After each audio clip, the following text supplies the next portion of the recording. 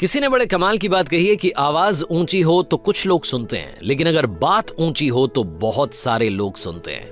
Hi guys, मैं हूं RJ Kartik. एक छोटी सी कहानी। ये कहानी एक लड़के की। 24 साल का लड़का जो सेठ के यहाँ पर नौकरी करता था। उसके माँ बाप इस दुनिया में नहीं थे। जिंदगी बड़ी परेशानी में चल रही थी। वो जाता था, रोजाना पैसे कमा करके घर आता था, खाना बनाता था, खाता था, सो जाता था। एक दिन उसने देखा कि उसने 4 चपाती और सब्जी बनाई। हाथ मुंह धोकर के वापस आया, तब तक 3 बची। दूसरे दिन भी यही हुआ। तीसरे दिन उसने ध्यान रखा और चूहे को पकड़ लिया। एक चूहा मोटा सा चपाती लेके जा रहा था। चूहे को पकड़ा तो चूहे ने कहा कि भैया मेरी किस्मत का क्यों खा रहे हो, मेरी चपाती तो मुझे ले जाने दो। तो लड़के ने कहा बेटा मेरे पास में ज्यादा पैसा नहीं है, सिर्फ 4 मैंने बनाई है चपाती, उसमें से एक तुम ले जा रहे हो, मैं क्या करूंगा, मेरी जिंदगी ने मुझे बेहाल कर रखा है। तो चूहे ने कहा कि तुम्हारे सारे सवालों के जवाब तुम्हें एक इंसान दे सकता है। लड़के ने पूछा कि कौन है? तो चूहे ने कहा कि गौतम बुद्ध हैं, उनके आश्रम में जाओ, उनसे अपनी जिंदगी के बारे में पूछो, वो तुम्हें रास्ता बताएंगे कि करना क्या है। लड़के ने कहा बहुत बढ़िया बात है। चूहे की बात मान ली, गौतम बुद्ध से मिलने के लिए चल पड़ा। सेठ से छुट्टी ले ली 5-6 दिन की। रास्ता लंबा था, रात हो गई। इस लड़के को कुछ दिखाई नहीं दे रहा था। थोड़ी दूर पर एक हवेली दिखाई दी, वहां गया, जाकर के शरण मांगी। हवेली की मालकिन ने पूछा कि बेटा कहाँ जा रहे हो? तो लड़के ने कहा कि गौतम बुद्ध के आश्रम जा रहा हूं, उनसे मिलने के लिए। तो मालकिन ने कहा कि बहुत बढ़िया जगह जा रहे हो, गौतम बुद्ध से हमारे एक सवाल का जवाब लेकर के आना, अगर वो सवाल का जवाब दे दें। तो लड़के ने कहा जरूर, आपका सवाल पूछूंगा, बताइए। तो हवेली की मालकिन ने कहा कि बेटा मेरी 20 साल की बेटी है, जो 20 सालों से एक शब्द नहीं बोली है, बोल नहीं सकती है। बस उनसे पूछ लेना कि ये बेटी कब बोलेगी। ये बोलते बोलते उनकी आंखों में आंसू आ गए। लड़के ने कहा माता जी आप परेशान मत हो, मैं जाऊंगा और आपके सवाल का जवाब जरूर लेकर आऊंगा। लड़का अगले दिन चल पड़ा। रास्ता बहुत ज्यादा लंबा था। रास्ते में उसे बड़े बड़े पहाड़ मिले, ऊंचे ऊंचे पहाड़, बर्फ वाले पहाड़। उसे समझ नहीं आ रहा था कि कैसे पार करूंगा, बड़ी देर हो जाएगी। तभी उसे एक जादूगर दिखाई दिया जो वहां बैठ करके तपस्या कर रहा था। जादूगर के पास गया, उससे बोला कि मुझे गौतम बुद्ध से मिलने के लिए जाना है, रास्ता तो बहुत ही परेशानी वाला लग रहा है, कैसे मैं पार करूंगा? तो जादूगर ने कहा कि गौतम बुद्ध से मिलने जा रहे हो, मेरे एक सवाल का जवाब लेकर के आ जाना, तुम्हें पहाड़ तुम्हें फटाफट से पार करा दूंगा। लड़के ने कहा आपका सवाल बताओ। तो जादूगर ने कहा कि 1000 सालों से यहाँ पर इसी पहाड़ पर तपस्या कर रहा हूँ स्वर्ग जाने के लिए, मुझे समझ नहीं आ रहा कि स्वर्ग कब जाऊंगा। तो लड़के ने कहा ठीक है, आपके सवाल का जवाब लेकर के आते हैं। जादूगर ने छड़ी घुमाई, लड़के को पहाड़ पार करा दिए। मैदानी इलाका आ गया, वहां पर एक बड़ी सी नदी थी। लड़के के सामने फिर से समस्या थी कि अब ये नदी कैसे पार करें। तभी उसे वहां पर एक बड़ा सा कछुआ दिखाई दिया। कछुए से मदद मांगी कि आपकी पीठ पर बैठा करके मुझे नदी पार करा दीजिए। कछुए ने कहा ठीक है। जब नदी पार कर रहे थे तो कछुए ने पूछा कि कहाँ जा रहे हो? तो लड़के ने कहा गौतम बुद्ध से मिलने जा रहा हूँ। कछुए ने कहा वाह यार, बड़ी अच्छी जगह जा रहे हो, एक काम करना मेरे सवाल का जवाब ले आना।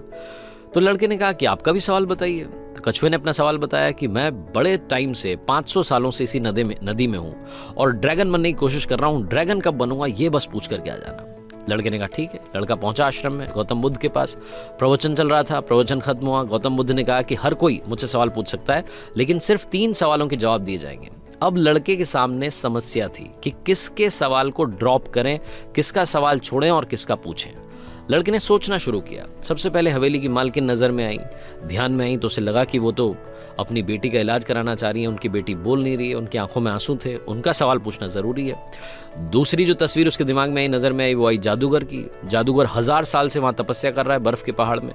तीसरी तस्वीर आई कछुए की, जो 500 साल से नदी में ड्रैगन बनना चाह रहा है। फिर लड़के को अपनी तस्वीर नजर आई, जो सेठ के यहाँ पर एक लड़का नौकरी कर रहा है। लड़के ने सोचा कि मैं तो नौकरी कर ही रहा हूँ, खाना खा ही रहा हूँ, ठीक चल ही रहा है, थोड़ी और मेहनत करूंगा, कुछ बदलूंगा। इन 3 लोगों की जिंदगी में बदलाव लाना जरूरी है, इन 3 के सवाल पूछने जरूरी है। लड़के ने गौतम बुद्ध से तीनों के सवाल पूछे।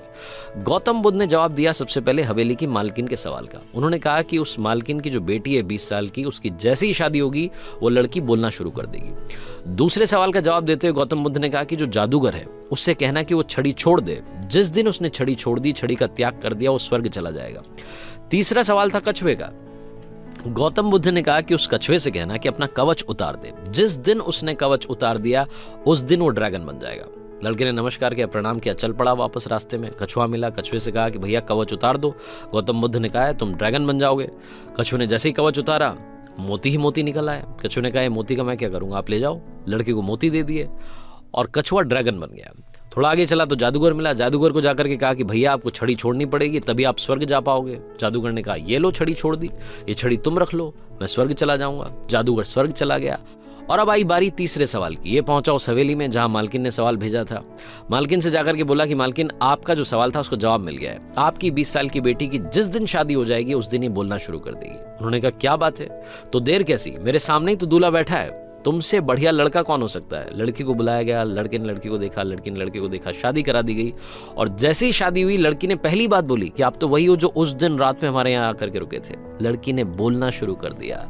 लड़के के पास में जिंदगी में पैसा आ गया, क्योंकि मोती मोती आ गए, जादूगर की छड़ी आ गई, ताकत आ गई, और शादी भी हो गई। लड़के की जिंदगी सेटल हो गई, सिर्फ इसलिए क्योंकि उसने अपने सवाल का त्याग कर दिया था।